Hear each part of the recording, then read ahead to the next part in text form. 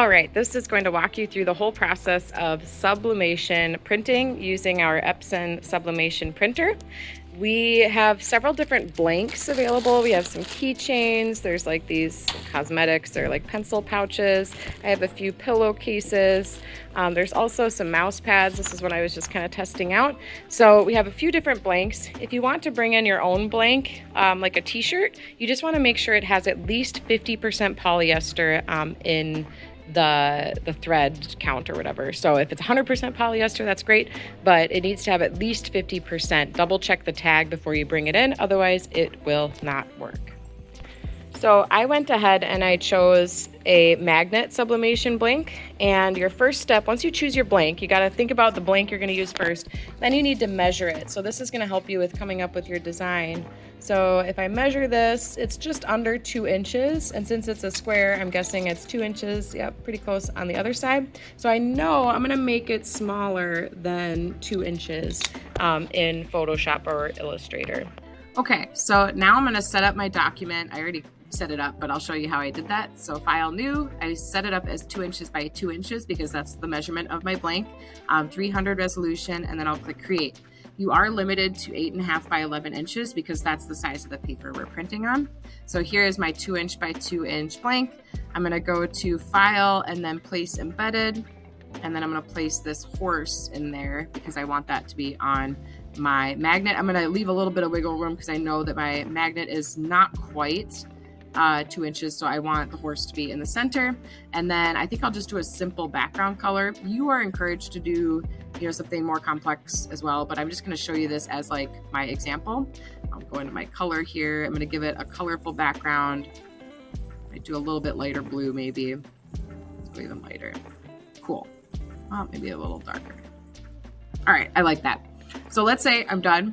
It's really very fast. I'm going to go ahead and do, actually before I export, I'm going to flip everything. So first, I'm going to right click on whatever layers I have. I'm going to rasterize them, and I'm going to make sure that I can blend them together. So I'm going to basically hold down Shift and then click on that last one. So these are now both highlighted. I'm going to right click and I'm going to say Merge Layers. Okay, so now they're all on one layer. And now to flip it, because we're going to make it a mirror image, we want it to be flipped so that when it's actually stamped and or printed and stamped onto the sublimation blank, it shows up the right direction. This is especially important for anything with text. So if you did something with text, you want to make sure it goes the right way. So we're going to do Edit and then Transform, Flip Horizontal. In Illustrator, I believe it's Edit, Transform, and then I think Reflect is what you choose. So it's very similar, just a little bit different. So it's been reflected now. Now I can go to File, Export. I'll just export this as a PNG. We'll just call it Magnet. Okay. And then you're going to upload that to Google Classroom. Next step I'm going to show you is actually how to print it. So once it's uploaded to Google Classroom, I will print it since the sublimation printer is connected to my teacher computer. And then once we have it printed, then I'll walk you through the next steps. Okay, so I sent my design from the printer from the computer to the printer. All right, there is my beautiful design, and now I'm going to cut it out. And I'm going to grab some scissors to cut it out. All right, so cut it out with some scissors. Now this is why it's really important to set it as the correct size to make sure it prints correctly. And size-wise, this looks really good. Okay, that's pretty good.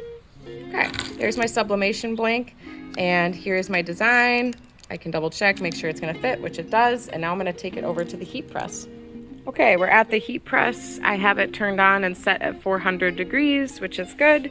My magnets are here, and depending on the blank, we may or may not adjust the temperature. So before you actually press it, you'll want to double check settings for that.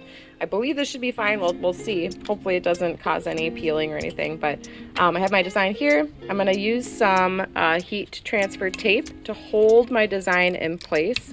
This is tricky because I'm also holding my phone right now, but that's okay. I'm going to stick it on the paper first. There we go. And then you can actually wrap it around your object. This tape is safe for, pause for a minute. So I just taped it. This tape is safe for heat, so you don't have to worry about it burning or anything. You do not want to use any other tape except for this heat transfer tape. We're gonna go ahead and I'm gonna move my Teflon sheet out of the way. We're gonna lay this down right here. Whoops. And I might even add a little more tape on there because it's moving on me. All right, I added more tape. There it is. Here's the heat press, and we're gonna grab the handle and we're gonna bring it down, and I'm gonna do about a minute. Depending on the temp too, you can do more time or less time. So 400 degrees, I'm gonna pay attention to the clock there and make sure I leave it for a minute. And this is to allow the sublimation dye to fuse with the surface, basically, is what's happening. So the sublimation process, it's a whole scientific thing. You can look it up.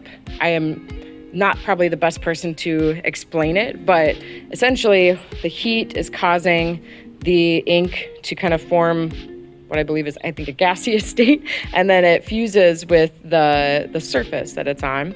And so we'll see here, I got about 30 seconds left, I think, to see what it's gonna look like. I just wanted to show you while I'm waiting, here is a mug that hasn't been transferred yet, but you can kind of see how that design has been adhered to that, and we use the mug press for that, the heat press for just about everything else. All right, moment of truth. We're gonna open this up. Okay, it's been a minute. We're gonna let it cool off just for a little bit because that's gonna be really hot to touch. So, I mean, unless you have calluses on your fingers like I do, you might wanna let it sit for a little bit.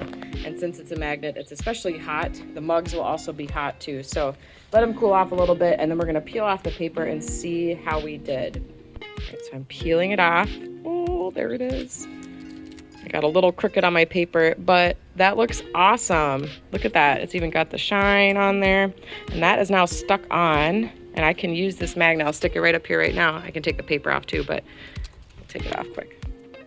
There it is. That is my finished magnet. I'm gonna put it up here. Awesome. And that was pretty slick. I did that in like 5 minutes. You can see the edges. I got it kind of crooked, so that's why it's showing white. I didn't fill up the whole space. So next time I'd probably make this a little bigger actually, maybe go to like 2.25 inches just to make sure I have enough bleed on the outside edge. But that's basically the sublimation process. It's very similar for almost everything else with like the t-shirts. You would do a t-shirt here. T-shirts I generally will press first and then put the design on. But one of the biggest things to remember is to flip your design and then upload it as the correct size so that way I can print it out and we make sure it fits.